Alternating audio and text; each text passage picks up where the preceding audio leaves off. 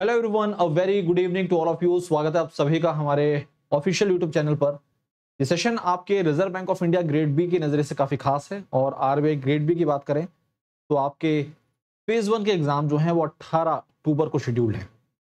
इस नज़रिए से आपके पास समय बहुत कम बचा हुआ है और आपको जनरल अवेयरनेस की बात करें तो जनरल अवेयरनेस आपके एग्जाम में बहुत बड़ा रोल प्ले करने वाला है, क्योंकि 80 क्वेश्चंस वहां से पूछे जाएंगे और पिछले जो रिजल्ट्स हैं उसके आधार पर देखा जाए तो फेज वन में इतना कट ऑफ भी नहीं जाता है।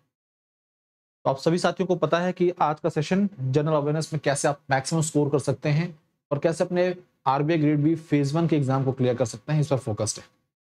सेशन की शुरुआत करते हैं फटाफट। देखिए, ये आपके एग्जाम पैटर्न जो है उससे संबंधित जानकारी है।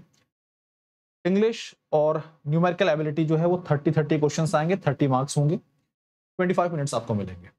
रीजनिंग स्कोरिंग है, 60 मार्क्स की रीजनिंग होगी, 45 मिनट्स मिलेंगे आपको।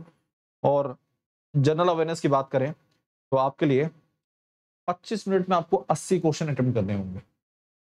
तो नंबर ऑफ क्वेश्चंस ज़्यादा हैं और टाइम काफ़ी कम है।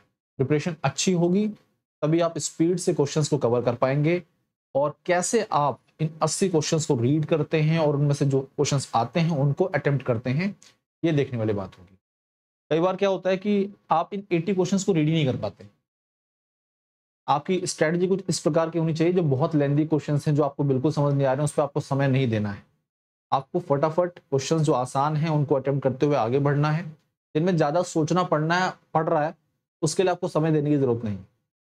आपको 80th क्वेश्चन तक पहुंचना जरूरी है, क्योंकि कई बार होता है कि एट द एंड बहुत आसान से क्वेश्चंस होते हैं और जहां हम नहीं पहुंच पाते हैं, ये दिक्कत वाली बात होती है। तो कोशिश इस प्रकार की आपकी स्ट्रेटजी होनी चाहिए कि आप 80 क्वेश्चंस तक पहुंच पाएं, देख पाएं और उनके आधार पर जो आसान क्वेश्चन है उन्हें सबसे पहले अटेम्प्ट करें।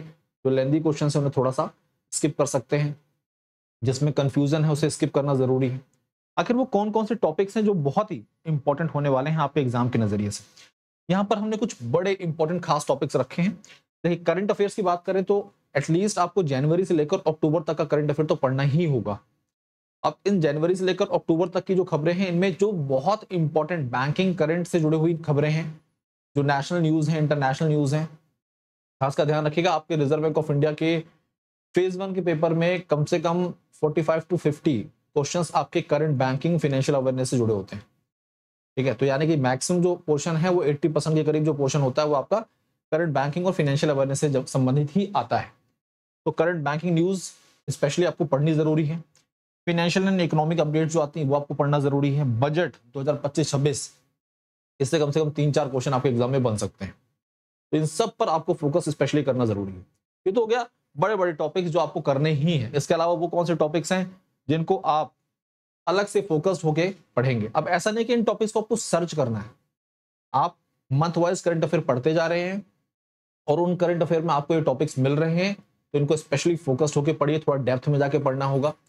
ठीक है, आपके RBI grade B phase one में भी जो क्वेश्चंस पूछे जाते हैं वो वन लाइनर नहीं पूछे जाते हैं, वो लेंथी स्टेटमेंट क्वेश्चंस होते हैं। लेकिन एट द एंड जो क्वेश्चन पूछा जाएगा वो बहुत ही बेसिक सा क्वेश्चन पूछेगा। मतलब आपको जबरदस्ती रीड करना पड़ेगा सारा सवाल और फिर आंसर देना पड़ेगा। इसका मतलब इसमें टाइम लगता है।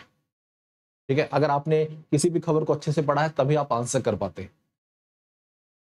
तो देखिए, जो बजट एलोकेशन से संबंधित क्वेश्चंस बन सकते हैं, किसी स्कीम में कितना फंड एलोकेट किया गया है, एजुकेशन सेक्टर को कितना दिया गया है, पब्लिक सेक्टर बैंक से संबंधित कोई खबर है, ग्रॉस एनपीए से जुड़ी हुई खबर थी इस बार, FDI foreign direct investment, railway और डिफेंस सेक्टर में कितना पैसा दिया है, ठीक है, एग्रीकल्चर में कितना पैसा दिया है, monetary policy updates, latest review पर फोकस करिएगा। लेटेस्ट रिव्यू में को जो भी जानकारी दी गई, लेटेस्ट रिव्यू के अंतर्गत जीडीपी फोरकास्ट और इन्फ्लेशन फोरकास्ट क्या है इसको भी आपको अच्छे से पढ़ना जरूरी है। ठीक है, मॉनेटरी पॉलिसी कमेटी के जो मेंबर्स हैं उनका कार्यकाल क्या होता है, एमपीसी का गठन कब हुआ और किस एक्ट के तहत हुआ है, ये सारी बातें आपको पता होनी चाहिए। रिजर्व बैंक ऑफ इंडिया की जितनी भी रिपोर्ट्स आती हैं, आरबीआई की रिपोर्ट्स, उन रिपोर्ट्स के बारे में आपके पास जानकारी होनी चाहिए। ठीक है, और केवल ये नहीं कि आरबीआई के द्वारा ये रिपोर्ट रिलीज की जाती है, उसमें अगर स्टेट से संबंधित रिपोर्ट है, अगर मैं बात करूं, हमने आपकी क्लास में डिस्कशन किया हुआ है डीपीआई के बारे में, डिजिटल पेमेंट इंडेक्स के बारे में, फाइनेंशियल इंक्लूजन इंडेक्स के बारे में। ये जो इंडेक्सेस हैं इनसे क्वेश्चंस डेफिनेटली बनते हैं और डेप्थ में बनते हैं। पैरामीटर्स क्या हैं, इंडिकेटर्स क्या हैं, इनसे भी क्वेश्चंस एग्जाम में आ जाते हैं। आरबीआई डैशबोर्ड, इंडेक्स पोर्टल जो भी आते हैं पुराने हैं तब भी आपको याद रखने होंगे, क्योंकि एग्जाम में क्वेश्चंस बनते रहते हैं। बैंकिंग स्कीम्स जो अलग से चलाई जाती हैं, जो बैंकों से संबंधित हैं। अच्छा, मैं बात करूं प्रधानमंत्री जनधन योजना की, तो लेटेस्ट जो डेटा है वो आपसे पूछा जा सकता है। बीएसबीडी से क्वेश्चंस बन सकते हैं। फाइनेंशियल इंक्लूजन से डेफिनेटली क्वेश्चंस बनते हैं, और इससे संबंधित जो स्कीम्स हैं उससे क्वेश्चन आपके एग्जाम में जरूर पूछे जाते हैं। ठीक है। Payments and small finance bank, आमतौर पर यहां से एक दो क्वेश्चन डेफिनेटली बन जाते हैं। अदर इंडेक्सेस, जो इंटरनेशनल एजेंसीज हैं या फिर अंतरराष्ट्रीय संस्थाएं हैं, उनके द्वारा जो कुछ इंडेक्सेस एंड रिपोर्ट्स रिलीज किए जाते हैं, जैसे sustainable development goal report, SDG report आती है, और इसे यूनाइटेड नेशन एसडीएसएन नेटवर्क के द्वारा रिलीज किया जाता है। तो एग्जाम में उससे संबंधित क्वेश्चंस बन सकते हैं। नीति आयोग की जो रिपोर्ट्स आती हैं एसडीजी से संबंधित, वो सवाल पूछे जा सकते हैं आपसे, और साथ साथ में पैरामीटर्स, इंडिकेटर्स, इन पर फोकस करना जरूरी है। World bank, IMF, ADB, ECB, European central bank, इनके द्वारा क्या एस्टिमेट बताया गया है जीडीपी का, और कुछ स्कीम्स हैं, कुछ फंडिंग एलोकेट की जाती हैं, अलग अलग स्कीम से संबंधित पैसा एलोकेट किया जाता है देश में। ठीक है, तो अलग अलग स्टेट्स को फंडिंग प्रोवाइड की जाती है एक बार, तो वो खबरें भी आपके एग्जाम का हिस्सा हो सकती हैं।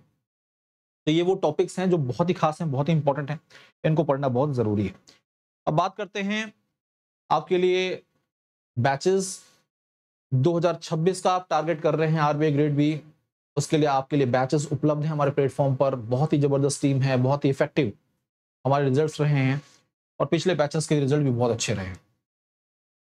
तो आपके लिए साथियों यहाँ पर जो बैच है वो है इस समय 2299 की कॉस्ट में, 2299 की कॉस्ट में आपके लिए बैच उपलब्ध है। और इस बैच को आप कैसे एक्सेस कर सकते हैं इसके बारे में मैं आपको जानकारी दे देता हूँ। तो किस तरह से आप इस बैच के साथ जुड़ सकते हैं इसके बारे में आपको जानकारी दे देता हूँ। देखिए, सिंपली आपको क्या करना है, आपको जाना है PW ऐप, वेब पे जाइए या फिर मोबाइल ऐप पे जाइए, अपने मोबाइल नंबर से लॉगिन करेंगे आप। सिंपली जाइएगा, आप बैचेस पे क्लिक करिएगा।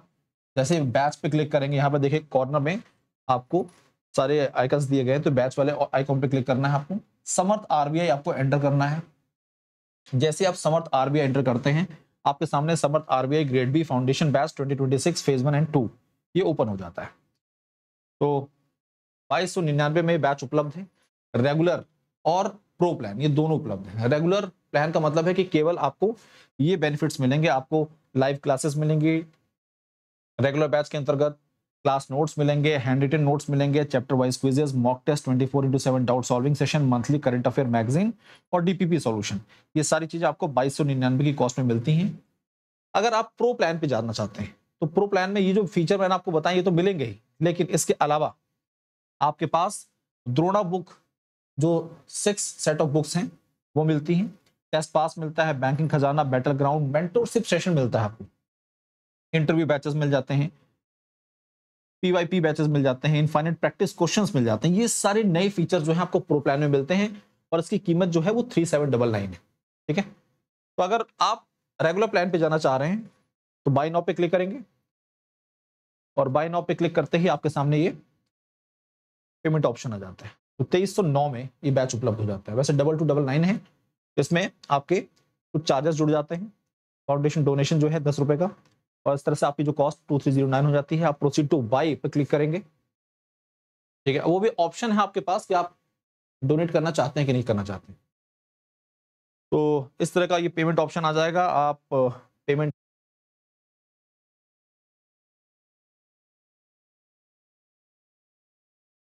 स्कैन करके पेमेंट कर सकते हैं और अपने बैच के साथ एनरोल कर सकते हैं।